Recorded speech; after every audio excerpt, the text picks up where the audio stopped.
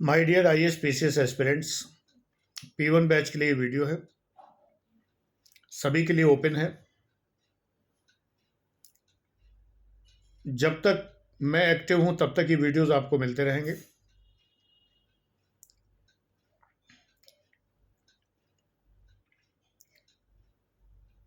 Mains के answer writing में, विशेष करके निबंध लेखन में, आपको ऐतिहासिक उपागम अपनाना चाहिए, यानी विषय के इतिहास से चलना चाहिए। जैसे पंचायती राज अगर आता है तो महाभारत काल में भी पंचायतों की कंसेप्ट थी। युधिष्ठिर का एक स्टेटमेंट है, कश्चित छुरा, यानी कुछ शूरवीर इकट्ठे हुए। आगे का श्लोक मुझे याद नहीं है।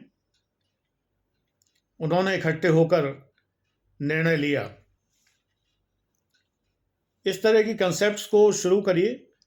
प्राचीन भारत में गणतंत्रों या संघों की जिक्र करिए।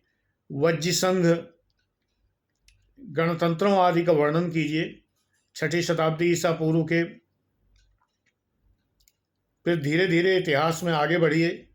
मुगल काल, अंग्रेज़ों के समय से होते हुए आगे बढ़िए। फिर जो है आप 74th अमेंडमेंट तक आइए, 1992 तक के इतिहास पे आइए। फिर पंचायती राज में जो जो परिवर्तन हुए वहाँ तक आइए। ये ऐतिहासिक उपागम है। हिस्टोरिकल अप्रोच, एक अप्रोच होती है जिसको कहते हैं इकोलॉजिकल अप्रोच।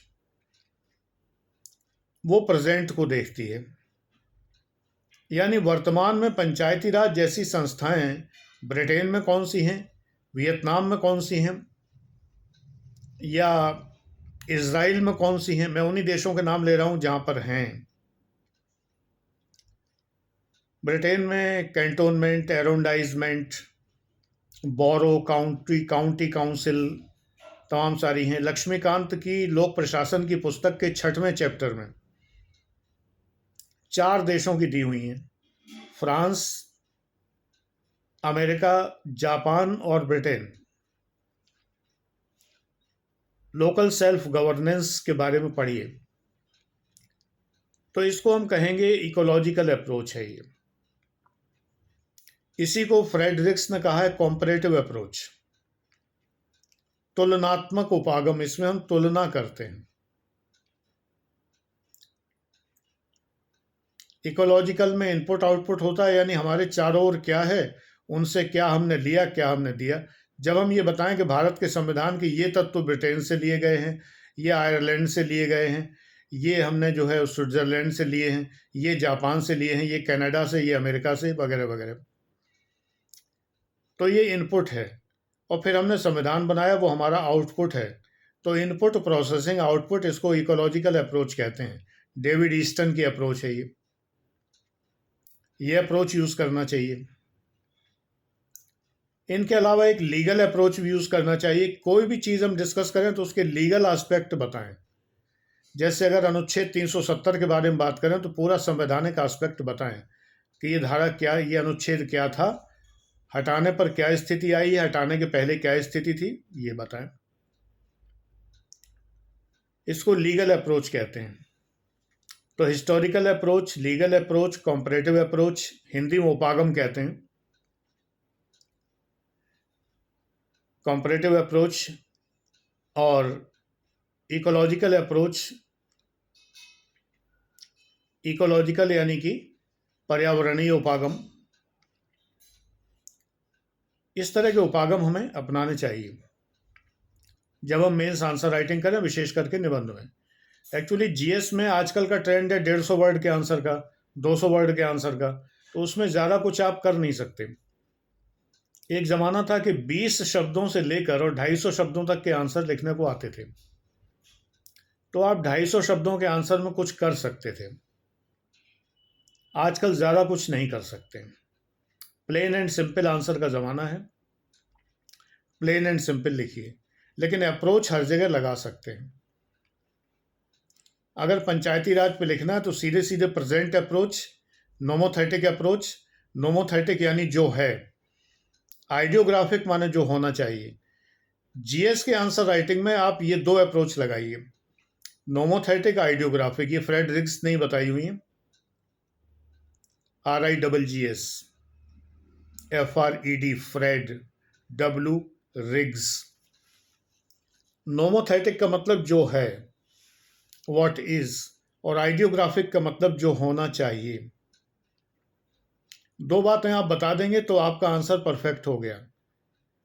क्योंकि आप IAS एस्पिरेंट हैं, आपसे उम्मीद की जाती है कि आप कलेक्टर साहब बनेंगे, सचिव बनेंगे, कमिश्नर बनेंगे मेरी तरह, तो आप बहुत सारी समस्याओं का हल निकाल। मैं डॉक्टर आनंद प्रदीक्षित हूँ, retired from assistant collector come assistant commissioner, treasury अफसर रह चुका हूँ, असिस्टेंट कमिश्नर रह चुका हूँ, स्टेट रिप्रेजेंटेटिव रह चुका हूँ, कलेक्शन ऑफिसर रह चुका हूँ, रिकवरी ऑफिसर रह चुका हूँ, स्टेट रिप्रेजेंटेटिव रह चुका हूँ, बहुत सी चीज़ें रह चुका हूँ। तो ये उम्मीद की जाती है कि यदि आप अधिकारी रहे हैं, अधिकारी होंगे आगे चल के, तो आपको बहुत सी समस्याओं का समाधान करना पड़ेगा। तो आपको ये पता होना चाहिए कि क्या है और क्या होना चाहिए, तभी तो आप समाधान देंगे। 12वीं क्लास के निबंधों की तरह नहीं लिखना है कि भगवान करे वो दिन जल्दी आए जब भारत माता के सपूत भारत माता को इतना योगदान दें कि भारत माता कराहने से मुक्त हो सकें, और भारत माता जो जो शत्रु के पंजों में छटपटा रही हैं वो जो है चैन की सांस ले सके। इस तरह के वाहियात आंसर्स आपको नहीं लिखने। यहाँ आप स्वस्ति वचन नहीं करने जो पूजा के बाद चावल छिड़के जाते हैं, ये हो, ऐसा हो, ऐसा हो। ये पूजा के बाद चावल छिड़कने वाले आंसर नहीं देना है कि ओम देव शांतिरंतरिक्ष ब्रह्म शांति पृथ्वी शांतिरापः शांतिरौषधय शांति। शांति हो, शांति हो, शांति हो कहने से नहीं हो जाएगी, आपको लॉ एंड ऑर्डर मेंटेन करना बताना पड़ेगा शांति कैसे हो महाराज। यहाँ पर ये वेद मंत्र पढ़ने से काम नहीं चलेगा। सर्वे भवन्तु सुखिनः सर्वे सन्तु निरामया सर्वे भद्राणि पश्यन्तु माँ कश्चित् दुख भाग भवेत्। ऐसा हो, ऐसा हो, ऐसा हो, ये हो करने से काम नहीं चलेगा। ये नहीं काम चलेगा कि वो दिन कब आएंगे जब हम सुख से रहेंगे, जब चारों तरफ कोई अपराध नहीं होंगे। ये गे से काम नहीं चलेगा। स्ट्रेट होइए और सीधा सीधा बताइए कि कैसे ये होंगे, कैसे ये अचीव करेंगे, कैसे सुख शांति से रहेंगे, कौन सी पॉलिसीज अपनाएंगे। स्ट्रेट फॉरवर्ड, स्ट्रेट, गे नहीं, स्ट्रेट। और कोई अर्थ मत निकालना, मेरे बोलने का तरीका है।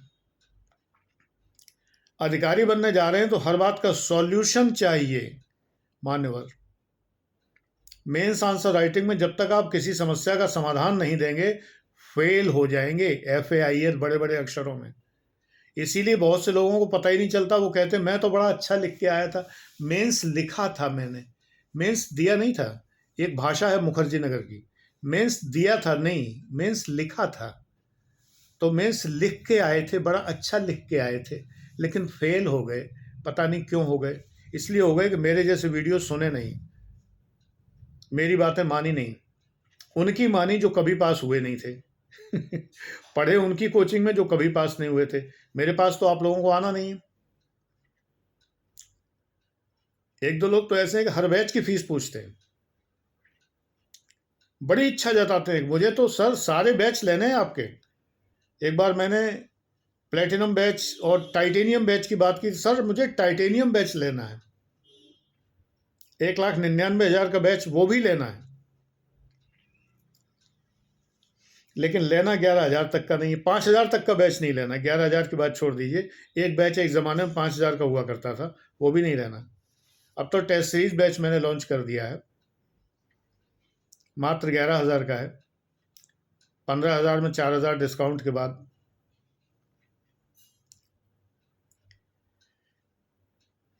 सेलेक्ट होना है तो इन्वेस्टमेंट करना पड़ेगा। पुस्तकें समझ के बैच लिया करिए, और आपको एक सिलेक्टेड ऑफिसर बता रहा है जो बातें, तो सोचिए पेड क्लास में कितना कुछ नहीं बताया होगा। यहाँ तो ये फालतू बातें करनी पड़ती हैं, वहाँ तो टू द पॉइंट होता है सारा कुछ।